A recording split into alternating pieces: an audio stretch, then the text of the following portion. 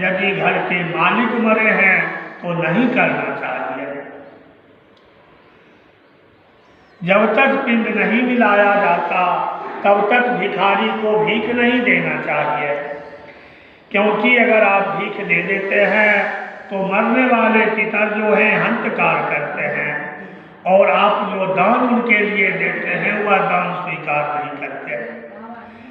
कर्म लोभ से प्रतिवार दोष का भागी बनना पड़ता है, इसलिए चाहे साधु हो या गृहस्थ हो 12वें दिन मरने पर सपिंडी कर्म को कर लेना चाहिए। सभी तीर्थों में स्नान करने से जो फल मिलता है और सभी यज्ञ करने पर जो फल मिलता है वह फल 12वें दिन अपने मरने वाले पिता माता के सपिंडी कर्म करने पर पुत्र को प्राप्त हो जाता है।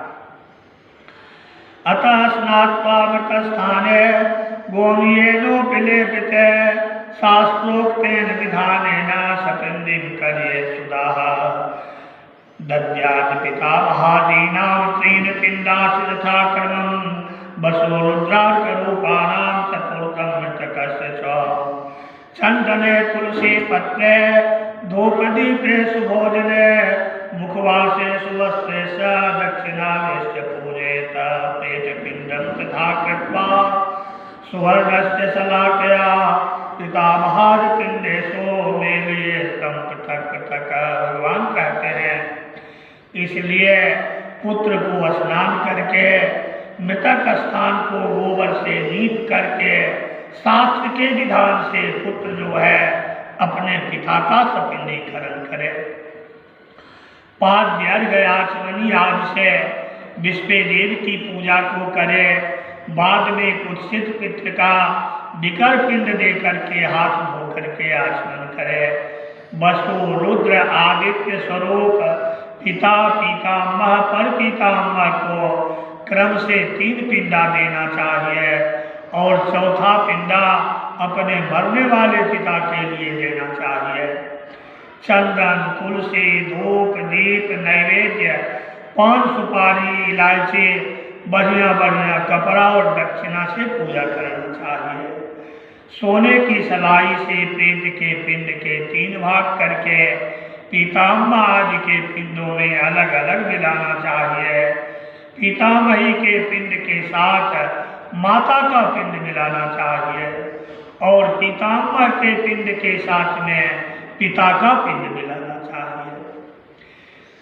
मृते पितर्यस्यास्ता विद्यते च पितामह तेन देयास्त्य पिंडा पर पितामह पूर्वका तदा मातृश्राद्धे कुर्यात् पैतृकं विधे यदा मयि महालक्ष्मां तयो पिंडम च मेलेत। भगवान कहते हैं कि हे पक्षीराज गरुड़, इस तरह से सपिंडी करना है पक्षीराज, यह मेरा संपत्ति है, मेरा सम्मति है।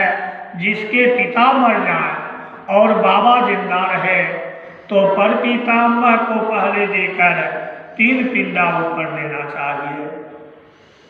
पिता के पिंड को 3 भाग करके उनमें मिला देना चाहिए।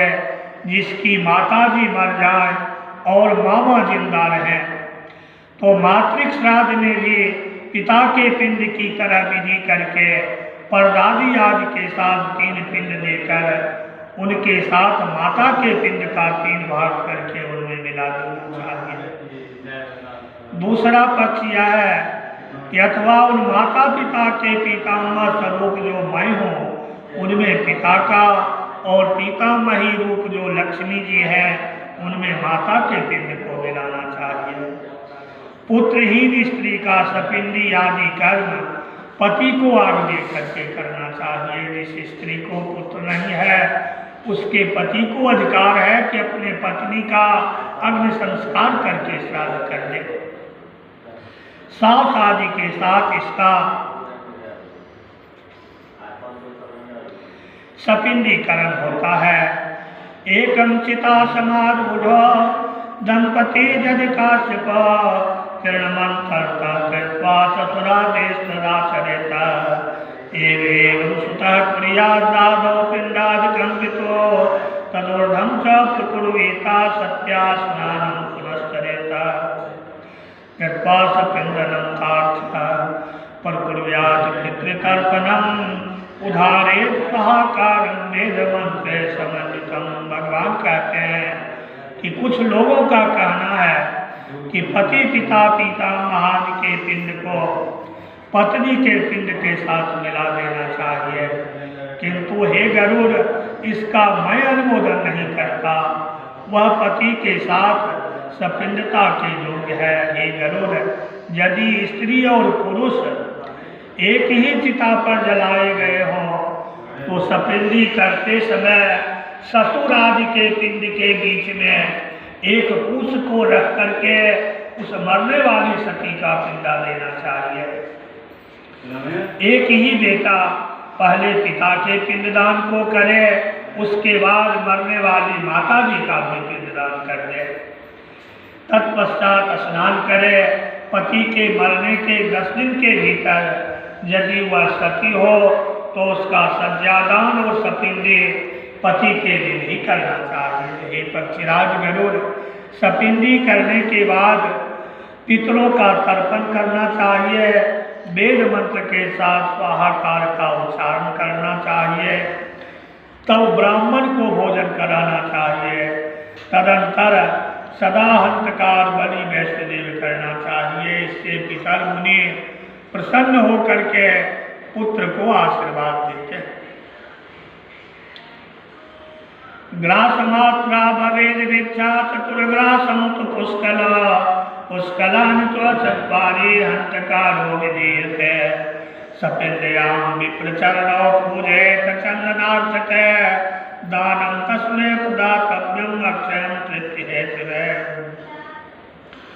वर्षव्यक्तिं गतं चान्यं सुवर्णं रजतस्वाम अश्वगजं रतं भूमि आचार्यं प्रदापयेत। भगवान कहते हैं कि हे गरुड़, एक ग्रास की भिक्षा होती है, 4 ग्रास का पुष्कल होता है, 4 पुष्कल 16 ग्रास का हंतकार होता है। सपिंडी में चंदन अक्षत से ब्राह्मण के चरण को पूजना चाहिए, उसको अक्षय तृप्ति के लिए दान देना चाहिए। वर्ष भर की जीविका, घी, अन्न, सोना, चांदी, सीधी गाय, घोड़ा, हाथी, रथ, भूमि, इनका दान आचार्य को करना चाहिए। इसके बाद स्वस्थ वाचन करके